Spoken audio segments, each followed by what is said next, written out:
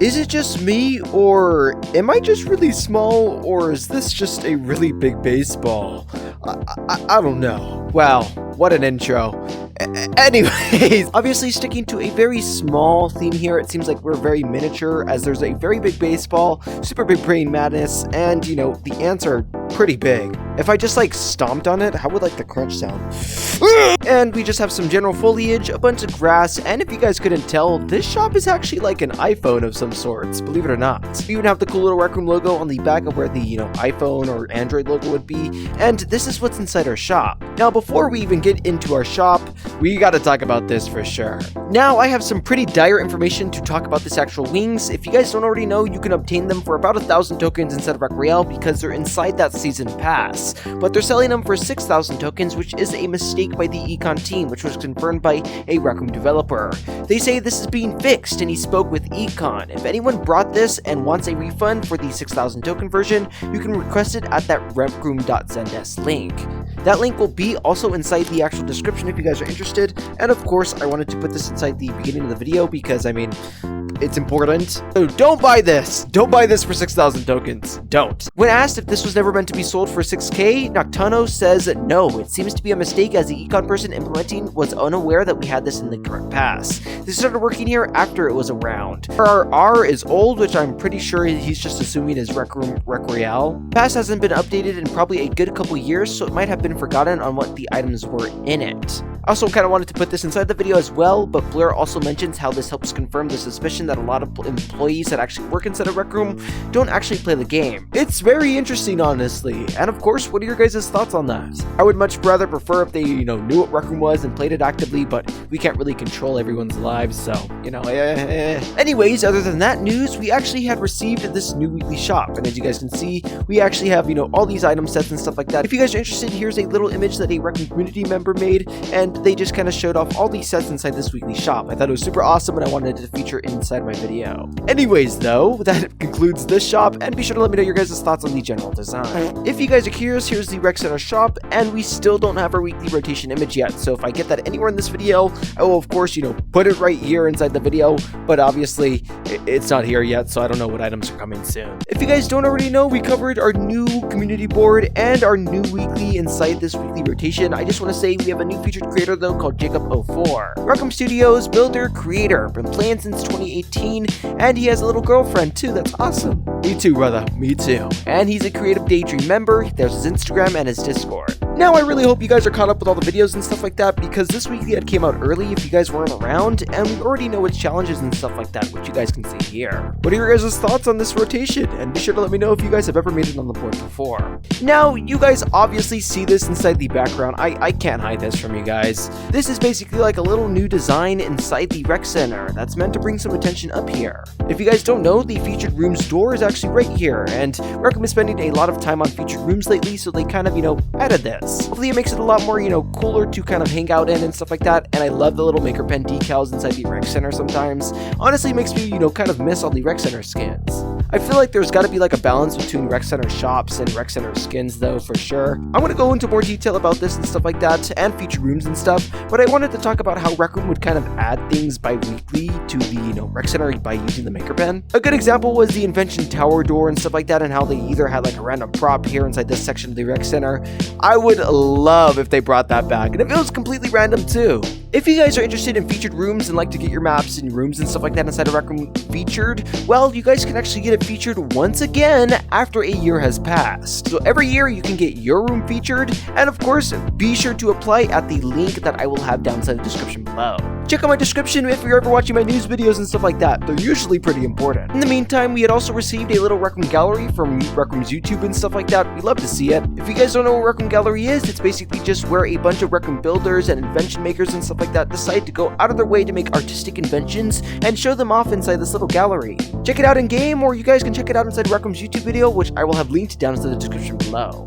For a little bit of community news here, RecRoom players have been stressing about these new TMNT items. If you guys don't know, we're supposed to be getting 2 this May, and it's already, you know, May 10th, and we still don't have them yet, so who knows what's going on with that. Of course, we will have to wait and see, and be sure to let me know your guys' thoughts on the TMNT game mode inside of RecRoom. Me personally, I don't really play it because I can't grind that much. RecRoom players were also noticing that they were getting this new UI on their continued playing rooms. Whenever pressing on this little, play button, it would automatically send them to a little private instance, or it would ask them before going to that private instance, and it would just be a private instance of that room.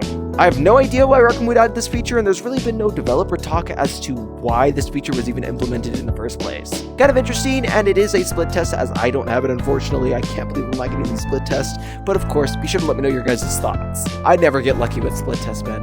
Never. And RecRoom actually had a new developer blog. Of course, I go over that stuff, so let's give it a read. They had announcements saying RAM and room engagement dev blog. Check out the new dev blog all about... Wait, what was it about? I can't remember. Oh, memory. Read up on how we've been tracking memory issues and how it affects your room engagement by clicking the link below. This is a little developer blog. I will give it a read, and of course, if you guys want to, give it a little short summary, you guys can put this video playback in like a faster speed, if you will. Mess around with that if that's easier, but of course, let's get into it. When you're making a normal game, it doesn't matter if you're 1 kilobyte or 100 megabytes under your memory budget. Once you're within your budget, you can stop optimizing. Your game will run smoothly, and it won't run any better if there is a few extra megabytes lying around. Now, that's not exactly true for RecRoom, however. Every megabyte of RAM we free up on the dev side can be used by UGC rooms. This appetite for RAM varies widely between UGC rooms. Some need a little, and some still need a lot. Like a lot. We've noticed that. On average, the rooms you create are consistently using more RAM over time, and as your ambitions grow, so do your RAM requirements. As we add more tools for you to use, room complexity goes up, which is great, but so does RAM usage. A year ago, it was rare for a RecRoom creator to use so much RAM that it could cause RecRoom to crash, largely because limited systems like Ink and Heat had put hard caps on how much stuff you could do. As we're unshackled creators from those limits, with more advanced tools like RecRoom Studio, it's become much more possible to build a room that's a RAM hog. Now we have a little Q&A here. Now what happens if my room is a RAM hog? Well, in short, your room's performance will probably suck on some Now for this next section, they have a little Q&A here. They say, what happens if my room is a RAM hog? Well, in short, your room's performance will probably suck on some devices. In some instances, it could even crash with RecRoom app entirely. If your room crashes, players won't be as engaged, and your ranking will slip as a result. How big of an impact will a few crashes have? Let's take a look at Make It to Midnight. This RecRoom original was built with the same tools that our creators use, RecRoom Studio, circuits, etc., and it was a pretty big RAM hog at launch. It's actually the most RAM-hungry RecRoom original we've ever built. And when we looked at engagement in Make It to Midnight, we noticed a huge gap in playtime based solely on devices' available memory, and note, available memory is a bit different than physical memory. So even on devices where the game is identical, devices with more available RAM were seeing twice as much playtime. This is because the crash rate climbed on devices with less available memory. Crashes are very bad for your engagement and retention. Even a small increase in crash rate can have a big effect on the room's performance. So what are you doing all about the crashes? There are two ways to solve this. The easiest way is to reduce Make It to Midnight's RAM usage by reproducing texture fidelity, reducing object count, etc. This could mean that Make It to Midnight could engage better on devices with less RAM, but fixing this way confers no games to the UGC ecosystem. So instead, we're going to do it, and have been doing it, the hard way, by clawing back memory from the Store RecRoom app, and as we do that, this not only fixes the crash rate of Make It to Midnight, but also gives all UGC rooms more RAM to play with. We've been spending a lot of time doing this and are slowly reducing the memory usage and average crash rate along all devices.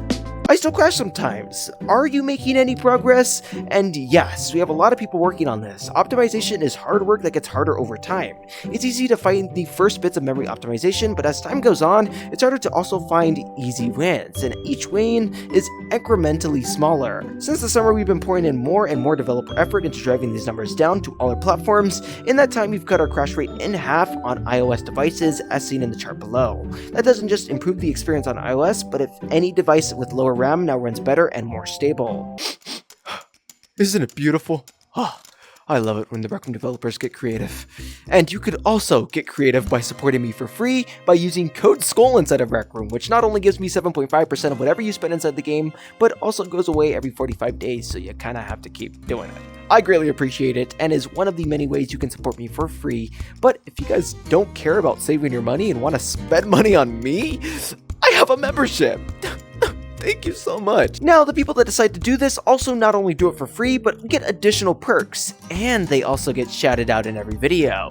What's up? Massive shout out to Nat the Pup, Jack Tutorial, It's Joey Sub, Astro Boy, Random Person GM, Dozer Blade Cat, Official Coach Junior, BBB Burning Owl, Bucket Guy, Yoj, Jakey, Raphael, Cloud, Netflix 69, and Box David. Thank you guys for supporting the channel, and I greatly appreciate the donos. You guys can also be on this list for about $2 to $5 every single month, and of course, feel free to join or not. You guys can find all the information inside that join button. Now enough of this Shameless Self promo, back to the video. Now, they have these graphs and stuff like that, and you'll notice that they don't really have a whole lot of information on them and stuff, and a lot of players were kind of talking about how it's kind of unclear to read these developer blogs with this type of stuff. Jay confirms that RecRoom doesn't want to share specific numbers, but want to show it's been going down lately, which was the, crash rates and stuff like that. And when they were asked if they're not labeling access internally, they said that we are, but with data we do not share externally. So when asked about an example like what happened at this peak, if crashes are being fixed in updates, why is it a gradual decrease, and then there's a bunch of sharp, little peaks and stuff like that, Jay had confirmed that as every update as of late 2023 and early 2024 have been memory improvements that are small, like 2 to 5 megabytes saved. It adds up over time and is noticeable on that chart, and yeah, the first update of 2024 had a lot of new content and a lot of new memory added. There's also another developer response to this peak comment too, and Jeff had said that they think that there's multiple reasons for why it's gradual. One of them think that we tend to split our memory fixes for a bit before releasing them to make sure we don't have any bad regressions or impact. Another would be that people aren't updated the instance and update ships. And when asked if they had a goal, Jay had confirmed that they had a set goal for crash rate, and they'll keep on improving TQ until they are stable below that goal. Now, hopping back into this little, rec.net article, we have one last little question here, and we're finally done talking about those graphs. Why are you spending so much time on this? RecRoom confirms that the biggest reason is that they want creators to be more successful, and they want us to be able to create to our heart's content, and have people to be able to play with our creations without obstruction. In our data, we see that the cost of a crash is monumental to your room's engagement, and if we help you reduce crashes, you'll generate more minutes of your plays in rooms and net for yourself for more revenue, which is a win-win for you and for us. From what we see, this is by far the highest ROI work we can do. Also in our data, we see that top creators can get more engagement with each incremental megabyte that they actually get. That's not to say that rooms using more memory automatically outperform rooms that use less, and some RAM hog rooms use a lot of memory because the creator did something wacky, and some low memory rooms still perform well. However, we don't see that skilled hands are able to weave engagement gold out of memory straw. When we project the wins that come from fewer crashes and more memory overhead, they look enormous for creators. That's why we're spending so much time here, and this will only help you 1 or 2%, but it could lead to 100% or even more gains for many of you. And that's kind of the reasoning behind that, and honestly interesting developer blog. That was a lot of talking. I almost forgot about our meme of the week! You guys know I can't forget about that. LeBron James. Scream if you love Make It to Midnight.